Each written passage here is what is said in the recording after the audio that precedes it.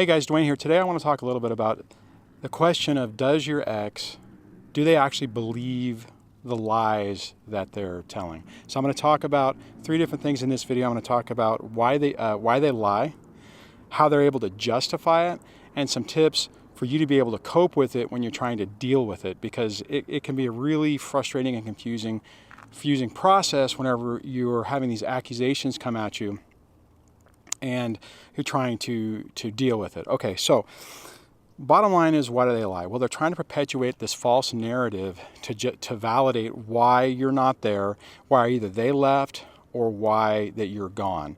And they're going to basically perpetuate this false narrative to continue to garner sympathy and supply from other people. And they're also going to try to portray themselves as a victim, and they're not going to really take responsibility for what's going on. So the issue with that is that they're trying. I mean, okay. Bottom line is, they're not going to come out and say, "Oh, well, Tom has moved on because I unfortunately am a covert, narcissistic, emotionally abusive person, and he finally couldn't take it anymore, so he left." It would be great if they would do that, but that's not going to happen. What's going to happen is they're going to come up with whatever reason that they can to validate why you're no longer in the picture and why you should also not be around your children if you have children. Okay, so how do they justify it, right? So that could be one of the big questions that we go through on this, because we're confused on how these things come up, and it's like, well, what's the issue? Or, they're taking a minor. Okay, and what they do on this is they take a minor little incident, something that gives them a valid reason to make this claim, and then exaggerate it out to be something worse than it actually is. I was actually talking to someone earlier about this today, and I can give you an example of what happened in my particular situation. What I was dealing with. Okay, so when I left, I moved a mile away in the same town with the sole purpose of being available to help her out and to continue to be in the kids' lives. That was really important to me. But as time went on, and I found out about this later, but the story was being said that I abandoned my family, I left, and just left them on their own, and just, left them with no resources, penniless, all those different things. Now, see, and this is what they'll do, is they'll take, okay, so in my particular situation, I did leave, right? So that's true. I mean, and it's out of context. And as soon as things started getting completely bizarre, I wasn't coming around, and those offers to help were gone because I didn't trust her anymore. So she could say that I abandoned them and that I wasn't around. I mean, you don't turn around, and they're not going to turn around and say, "Oh, well, yeah, he left, but he moved. I mean, he's just a mile over down the street and a couple of blocks away, and he takes the kids to school every day," and all that stuff. That's not what they're going to see. And that gets back to my other point, is that they're going to find some little piece of information to validate what they're saying, and they're going to say that. And partly that's, like I said, that's to validate why you're not there.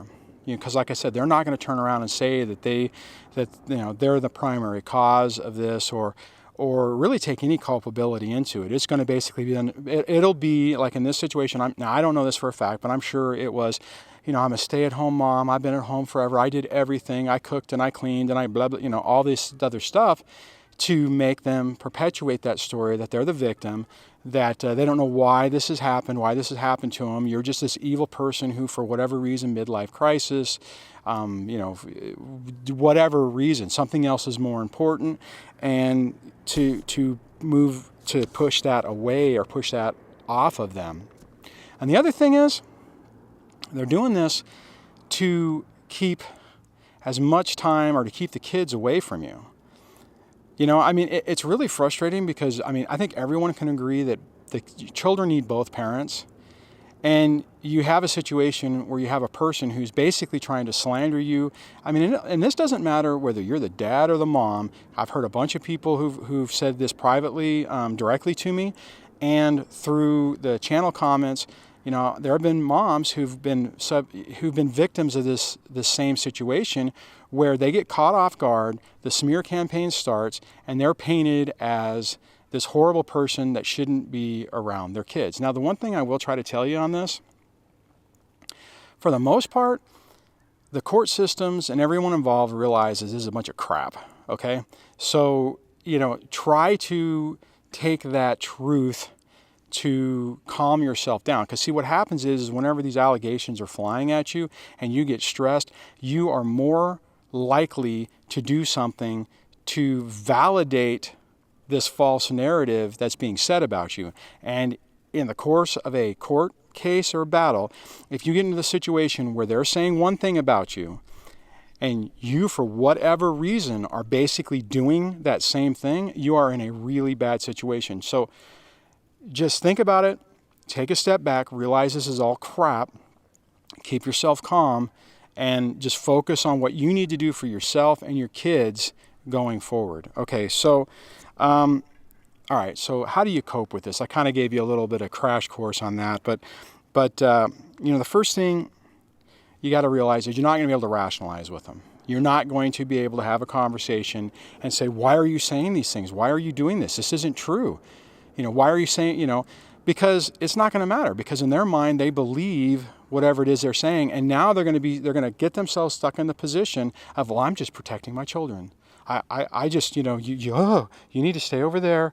And I'm just doing what's in the best interest of my kids. Because in this situation, it won't be your kids anymore. It'll be their kids.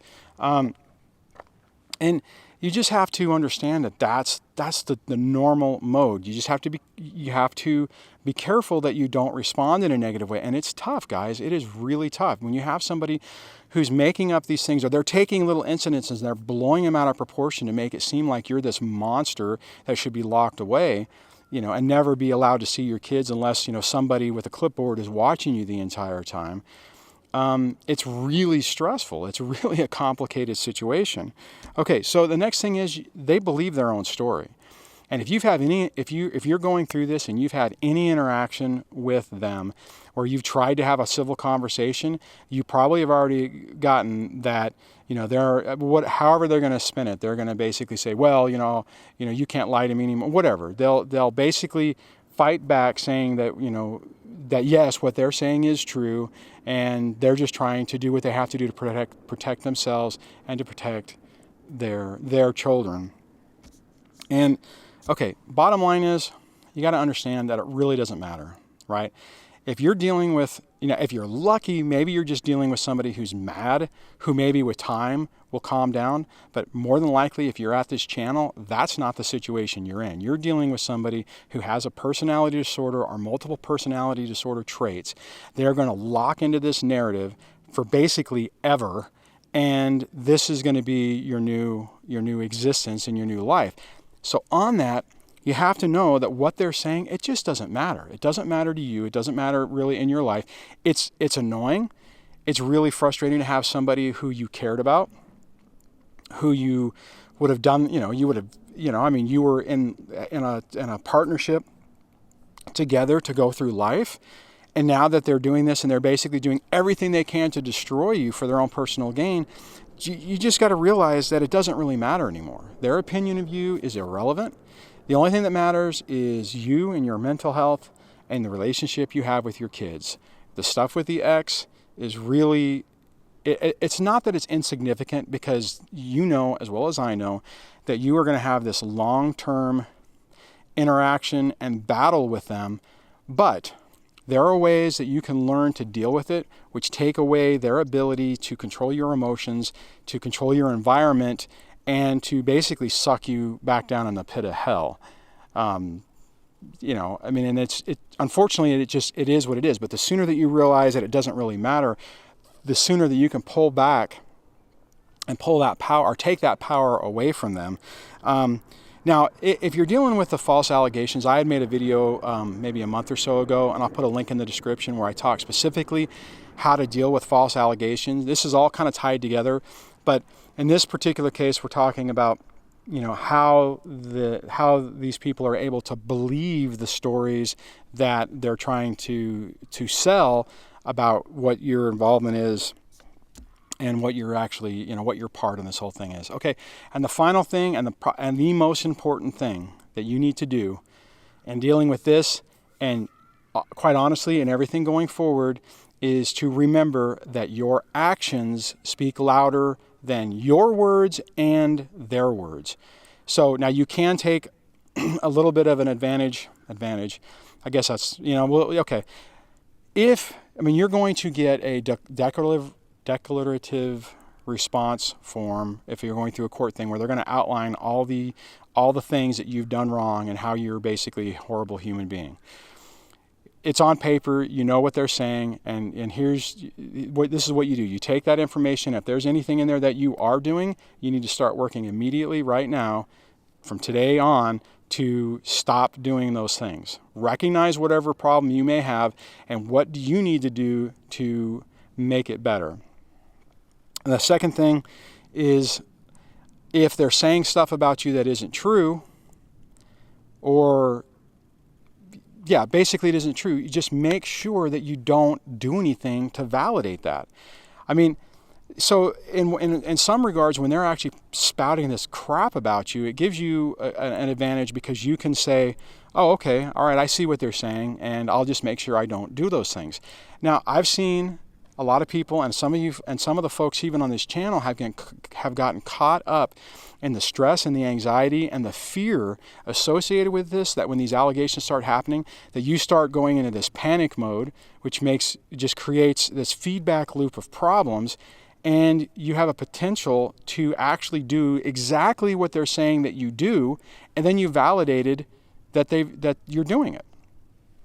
So if you get that information and you know you're not, just take a step back, calm yourself down, and realize that now you kind of know what the story is that they're trying to talk about you, and you can use it to your advantage, like I said, to make sure that you're not doing those things. You either stop doing it and you're working on yourself, and then bottom line is, if you end up going back into court, and if there's some validity to it, you can say, you know, have your attorney, or, you know, you can say, well, Your Honor, you know, yes, I see that, yeah, I did do that, and these are the steps I've done. I've taken courses on, you know, anger management or communication skills with my kids, or whatever it is, and you can demonstrate that, like, okay, well, I'm being proactive to better myself to be able to be a part in my children's lives.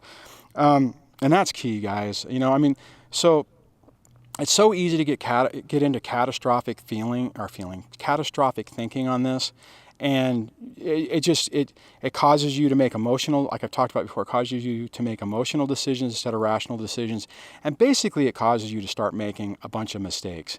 And you really need to do everything you can to prevent yourself from doing that, or basically prevent yourself from being your own worst enemy. Okay, so if in the comments below, if you've have some experience where you've dealt with how the realization that these allegations are just completely false and they're being lies, and how you've maybe rationalized or dealt with it so you got out of that feedback loop of constantly trying to process what in the world is going on.